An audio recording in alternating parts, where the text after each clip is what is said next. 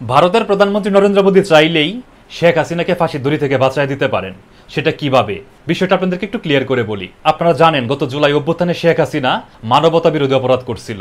সেই মানবতা বিরোধী অপরাধের জন্য তার বিরুদ্ধে 5টা অভিযোগ দায়ের করা হয়েছিল। সেই অভিযোগের পরিপ্রেক্ষিতে আজকে আন্তর্জাতিক অপরাধ ট্রাইব্যুনাল 397 দিন পর শেখ হাসিনার বিরুদ্ধে ফাঁসির আদেশ শুনাইছে। সেই 5টা অভিযোগের মধ্যে আবু সাইদকে গুলি করে হত্যা, চানখারপুলে 6 জনকে গুলি করে হত্যা এবং আশুলিয়ায় 6 জনকে পুড়িয়ে হত্যার মতো জঘন্য অপরাধ ছিল।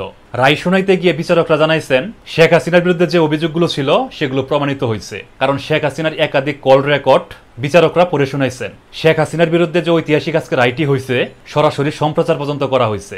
শেখ হাসিনার এই রায়কে ঘিরে আওয়ামী লীগের সমর্থকরা গত বেশ কিছুদিন যাবতই দেশে নাশকতা করে আসতেছিল। তারা বিভিন্ন জায়গায় আগুন দেওয়া থেকে শুরু করে ককটেল বিস্ফোরণ পর্যন্ত ঘটাইতেছিল। ইভেন বাসের মধ্যে ঘুমন্ত মানুষকে জ্বালায় পর্যন্ত তারা দিচ্ছে। শেখ হাসিনার রায়কে কেন্দ্র করে সকাল থেকেই যারা জুলাইয়ে আহত এবং শহীদ পরিবার ছিলেন তারা আদালত প্রাঙ্গণে জড়ো হইতেছিলেন। শেখ হাসিনার ফাঁসির আদেশের পর সারা বাংলাদেশের বিভিন্ন জায়গায় মিষ্টি বিতরণ চলতেছে। ফেসবুকের বিভিন্ন পাবলিক পোস্টে সবাই আলহামদুলিল্লাহ বলতেছে। কিন্তু শেখ হাসিনার বিরুদ্ধে ফাঁসির আদেশ হইলেও এই ফাঁসি এখন কার্যকর করা যাচ্ছে না, কারণ আপনারা জানেন শেখ হাসিনা এই মুহূর্তে ভারতে পলাতক আছে। অন্তর্বর্তীকালীন সরকার ইতিমধ্যে ঘোষণা দিছে শেখ হাসিনাকে ভারত থেকে ফেরায় নিয়ে আসা ফাঁসির রায় কার্যকর করবে। কিন্তু ভারতের প্রধানমন্ত্রী নরেন্দ্র মোদী চাইলেই শেখ হাসিনাকে সেই ফাঁসির দড়ি থেকে বাঁচায় দিতে পারে।